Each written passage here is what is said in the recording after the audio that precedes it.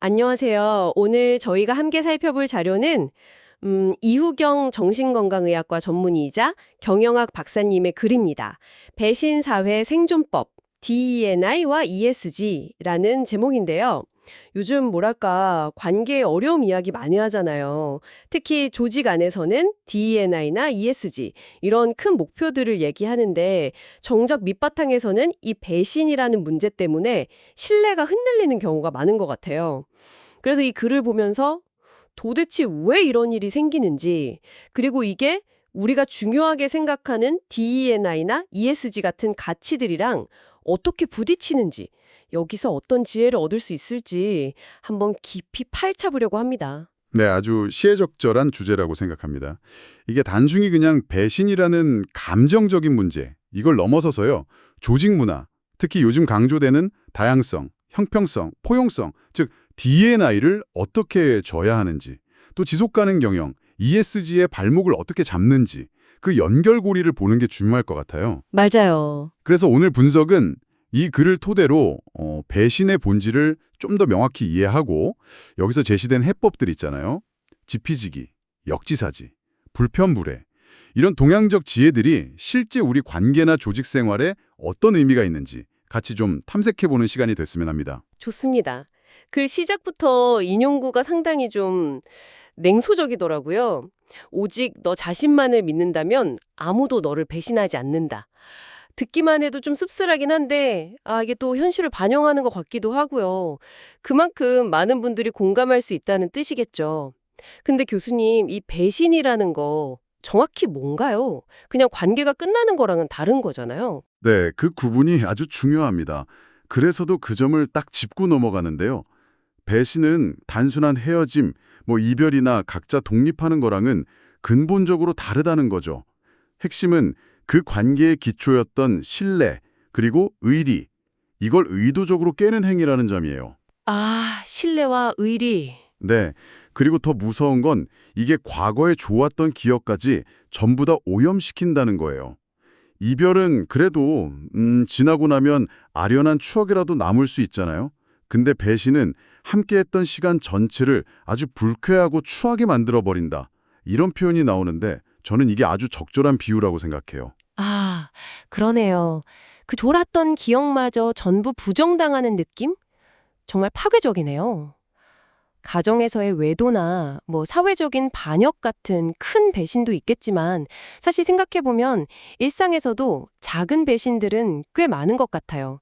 예를 들면 동료 아이디어를 슬쩍 가로챈다거나 뒤에서 막 험담하는 것도 결국은 신뢰를 깨는 거니까요. 그렇죠. 작은 배신들이 쌓이는 거죠. 근데 또 이런 말도 있잖아요. 내가 하면 로맨스, 남이 하면 불륜. 같은 행동인데도 입장에 따라 해석이 완전히 달라지는 경우. 이것도 배신과 관련해서 생각해 볼 지점 같아요. 아주 예리한 지적이십니다. 그 양면성, 그래서도 언급하고 있어요. 상황이나 맥락에 따라서 해석이 달라질 수 있다는 점이죠. 하지만 그렇다고 해서 모든 신뢰 파괴 행위가 정당화될 수는 없다는 게 중요해요. 그래서는 소신이나 용기와 배신은 명확히 구분해야 한다고 강조합니다.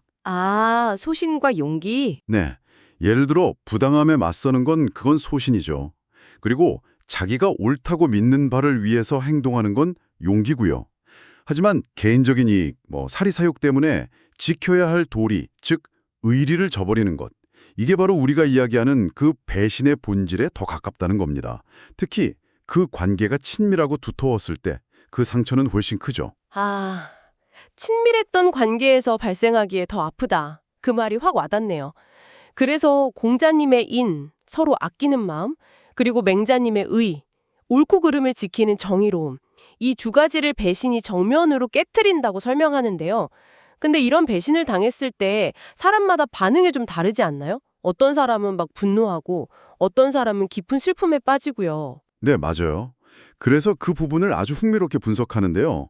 사람을 크게 두 유형으로 나눠서 설명해요. 감성적인 유형과 이성적인 유형. 감성적인 사람들은 관계에서 좋다 나쁘다 같은 감정, 그리고 신뢰, 즉 인을 더 중시하는 경향이 있다는 거죠. 네. 이분들은 배신을 당하면 그 감정적인 충격을 그대로 흡수한다고 해야 할까요? 그래서 깊은 상처를 받고 이게 심해지면 우울증으로 이어질 수도 있다고 해요.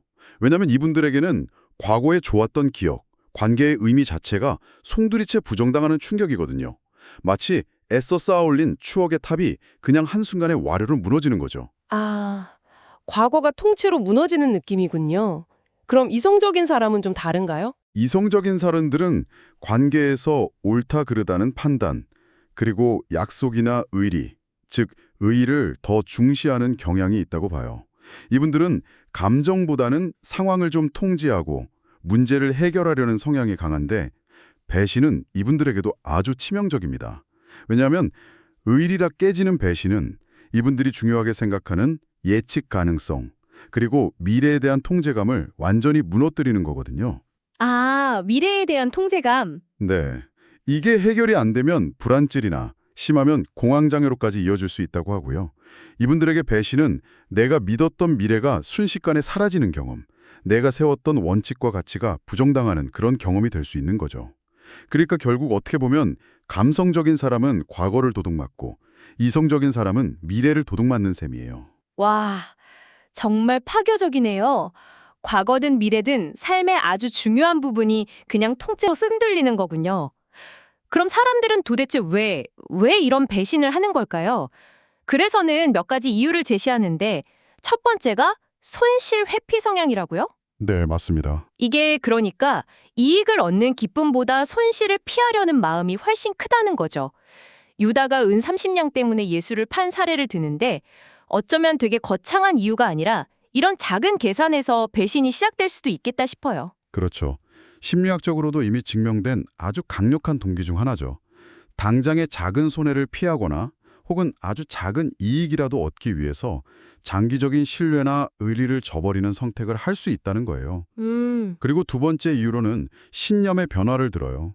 이건 조금 더 복잡한 문제인데 예를 들어 정치인이 노선을 바꾼다거나 심지어는 종교 지도자가 기존의 인간관계, 가족 같은 것보다 더 높은 가치를 따르라고 요구하는 경우도 있잖아요. 네, 있죠. 이런 것처럼 견화된 신념 자체가 기존 관계에 대한 배신으로 비춰질 수 있다는 해석이에요.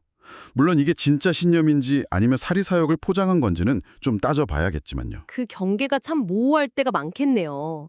그리고 세 번째 이유가 감정적 요인인데 이게 또 상당히 흥미롭더라고요. 사람들이 보통 은혜는 금방 잊어도 서운함이나 상처는 훨씬 더 오래 기약하는 경향이 있다는 거잖아요. 네, 그렇죠. 베드로가 두려움 때문에 예수를 3번 부인한 것처럼 어떤 섭섭함, 질투 혹은 두려움 같은 감정이 이성적인 판단을 흐리게 만들어서 신뢰나 의리를 저버리게 만든다는 설명인데 일리가 있어요. 맞습니다. 이런 여러 요인들, 그러니까 손실회피 심리, 또 신념의 변화, 그리고 이런 부정적인 감정적 요인들이 복합적으로 작용해서 결국 관계의 근간인 신뢰, 즉 인과 의리를 흔드는 거죠. 어떻게 보면 이기심이 신뢰를 깨고 변한 마음이 의리를 무너뜨리고 또 부정적인 감정이 쌓아온 관계를 한순간에 무너뜨릴 수 있다는 겁니다. 자, 그럼 이제 이 배신이라는 문제가 개인적인 차원을 넘어서 조직, 특히 요즘 많은 기업들이 강조하는 DE&I나 ESG 경영과 어떻게 연결되는지 좀 더 깊이 들어가 봐야 할 것 같아요. 그래서는 배신이 D&I 가치를 직접적으로 파괴한다. 이렇게 명확히 지적하는데 이게 좀 더 구체적으로 확 와닿게 설명해 주실 수 있을까요? 네. DE&I는 잘 아시다시피 다양성, 형평성, 포용성을 의미하잖아요. 목표는 다양한 배경의 인재들이 모여서 공정한 기회를 얻고 서로 존중하면서 잠재력을 마음껏 발휘하는 환경을 만드는 거죠. 그렇죠. 그런데 조직 안에 배신이 만연해 있다면 어떨까요? 한번 상상해 보세요. 예를 들어 누가 내 아이디어를 가로챌지도 모른다. 이런 불안감이 있다면 다양한 의견, 즉 다이버시티가 제대로 나올 수 있을까요? 어렵겠네요. 그리고 특정 그룹끼리만 정보를 공유하고 서로 밀어주고 끌어주는 문화가 있다면 공정한 평가와 보상, 에퀴리가 가능할까요? 어렵겠죠. 또 동료를 믿지 못하는데 어떻게 진정한 소속감과 존중, 인클루전을 늪을 수 있겠어요? 그러니까 이렇게 배신은 D&I의 각 요소를 직접적으로 공격하고 그 기반 자체를 그냥 허물어뜨리는 겁니다. 아, 그렇게 딱 연결해서 설명해 주시니 정말 확 와닿네요. 눈에 보이지 않는 불신, 배신의 가능성 자체가 조직의 건강한 다양성, 형평성, 포용성을 다 갉아먹는 거군요. 맞습니다. 핵심적인 적이라고 할 수 있죠. 그럼 ESG와는 어떻게 연결될까요? 특히 S, 소셜, 사회적 책임 부분과 관련이 깊을 것 같은데요? 정확합니다. ESG 경영에서 S, 즉 사회적 요소는 단순히 지역사회 공헌 이런 것뿐만 아니라 조직 내부의 인권 존중, 공정한 노동 관행, 구성원의 웰빙, 더 나아가서는 윤리적인 공급망 관리까지 다 포괄하거든요. 이 모든 것의 바탕에는 반드시 신뢰가 필요합니다. 네. 예를 들어서 내부 고발 시스템이 제대로 작동하려면 조직과 동료에 대한 기본적인 신뢰가 있어야 하잖아요. 그런데 배신이 막 잦은 문화에서는 누가 그런 위험을 감수하고 문제를 제기하겠어요? 그러게요. 또 협력사와의 관계에서도 마찬가지예요. 상호 신뢰가 깨지면 공정한 거래나 지속 가능한 파트너십 이런 게 어렵죠.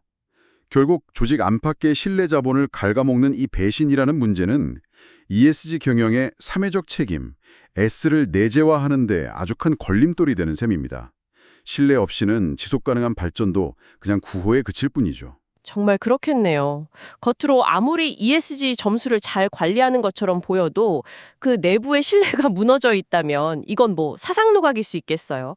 그렇다면 이 배신이 만연한 듯한 이런 현실 속에서 우리는 어떻게 중심을 잡고 관계를 맺어가야 할까요? 그래서는 동양고전에서 찾은 세 가지 해법을 제시하는데 바로 지피지기, 역지사지, 불편불애. 자, 이걸 한번 풀어보죠.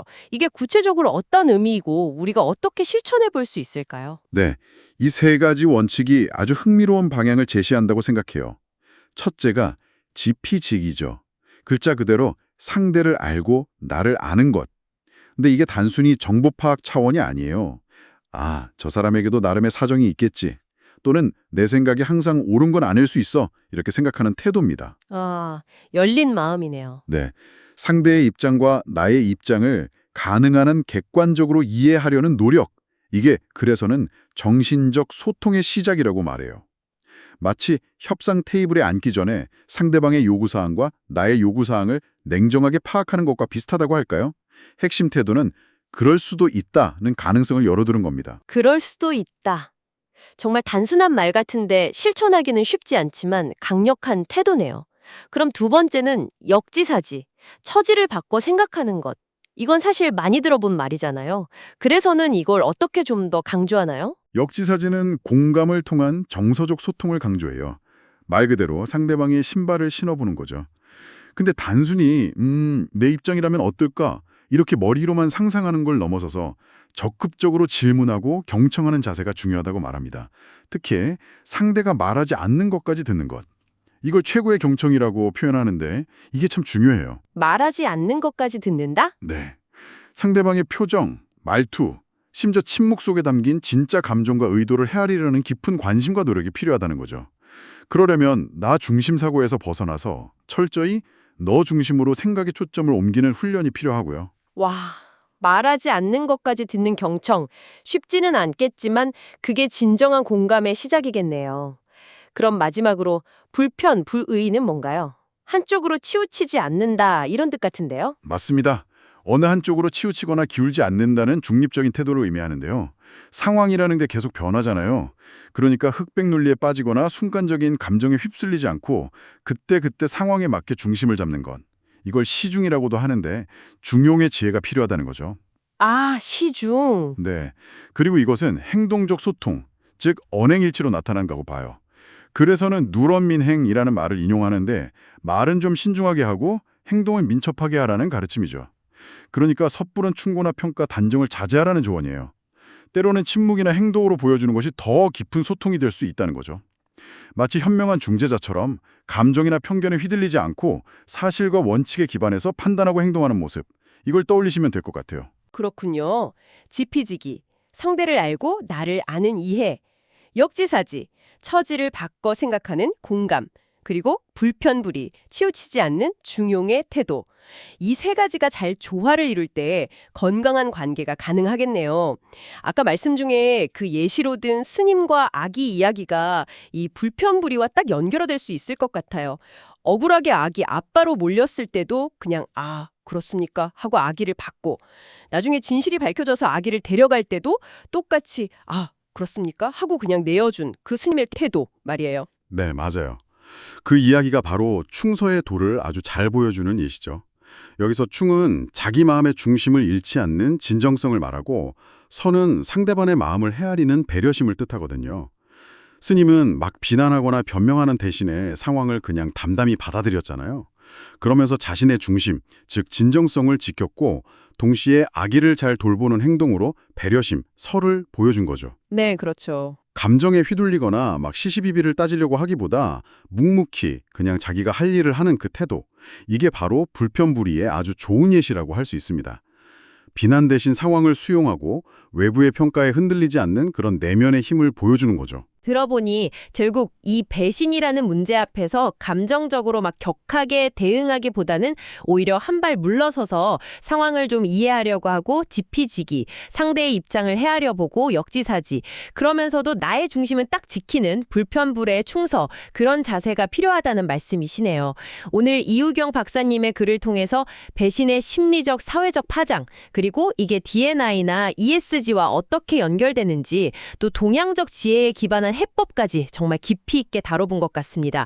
배신은 분명 고통스럽고 관계를 파괴하는 힘이 있지만 그 이면을 이해하고 이런 지피지기, 역지사지, 불편불의 같은 원칙들을 적용하려고 노력한다면 어쩌면 이게 또 더 단단한 신뢰를 쌓는 계기가 될 수도 있지 않을까요? 네, 충분히 그럴 가능성이 있다고 봅니다. 결국 핵심은 타인을 이해하려는 노력과 동시에 외부 상황에 대한 나의 반응을 스스로 조절하는 능력, 이걸 키우는 것이겠죠. 그래서 마지막으로 이 내용을 듣고 계신 당신에게 한번 질문을 던져보고 싶어요. 이번 주에요, 당신이 마주하는 관계 속에서 아주 작은 상황이라도 좋습니다. 혹시 지피지기의 마음으로 상대방의 그 숨겨진 사정을 먼저 한번 헤아려 보거나 역지사지의 자세로 상대의 입장에서 한 번만 더 생각해 볼 여지는 없을까요? 혹은 의견 대립 같은 게 있을 때 불편불회의 태도로 한 발짝 물러서서 감정적인 반응 대신에 잠시 침묵하면서 상황을 객관적으로 보려는 시도, 이런 걸 해보는 건 어떨까요? 당장 큰 변화가 아니더라도 이런 작은 시도들이 당신의 관계를 어떻게 조금씩 변화시킬 수 있을지 한번 성찰해보는 그런 시간이 되셨으면 좋겠습니다.